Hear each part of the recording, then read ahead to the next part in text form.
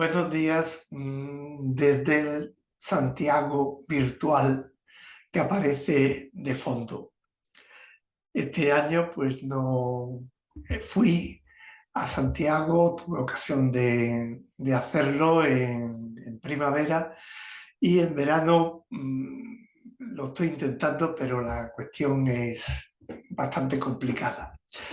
Valga pues esta imagen virtual para hablar de la gran solemnidad que celebra toda la Iglesia y especialmente la Iglesia de España mañana 25 de julio, fecha en que la tradición nos habla del martirio que celebró, que tuvo lugar en Jerusalén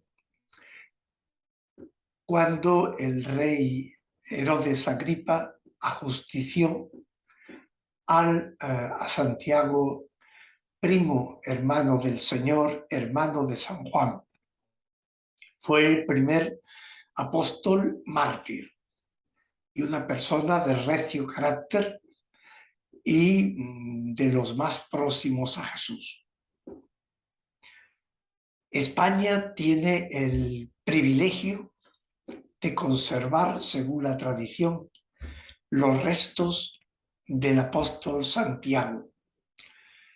Es esta tradición la que desde muy pronto concretamente, hay referencias ya en el siglo VI, nos habla de que, por un lado, Santiago tenía realmente interés o había sido seleccionado para predicar en el Finis Terrae, es decir, en la zona que comprende Galicia, pero que no pudo hacerlo probablemente por su pronto martirio. Esta misma tradición es la que afirma que sus discípulos llevaron sus restos a la actual Compostela. Restos que, sin embargo, de los cuales no tenemos referencias claras hasta la invención en el siglo IX de este sepulcro por parte del monje Pelayo, que comunica al obispo de Iria Flavia, Teodomiro, este hallazgo. Y él muy pronto se da cuenta de que aquel promontorio que había en el lugar que señalaba y del que aparecían unas estrellas era sin duda la tumba de Santiago y además y la de los dos discípulos. A partir de esa fecha, siglo IX, es cuando comienzan las peregrinaciones. No se nos dice, no se nos dan claros detalles de cómo era esa tumba. Realmente la tradición ha permanecido siempre, pero ha habido algunas circunstancias que han hecho que los restos de Santiago pues variasen de lugar por temor a algunas invasiones, sobre todo de los musulmanes primero, y luego también por parte de los ingleses en el siglo XVI. De hecho, fueron a parar durante un tiempo a la Catedral de Orense. Las primeras excavaciones con rigor científico que tienen lugar no ocurren hasta el siglo XIX por iniciativa del cardenal arzobispo de Santiago, allá, y también del historiador, del deán de López Ferreiro, como digo, el presidente del Cabildo de la Catedral de Santiago, el deán. López Ferreiro, perdón. Bien, pues efectivamente esa primera excavación propiamente dicha es la que descubre que debajo de la Catedral de Santiago y en el lugar que tradicionalmente se afirmaba pues que estaban los restos del apóstol, había una necrópolis romana y que era perfectamente compatible con el siglo I.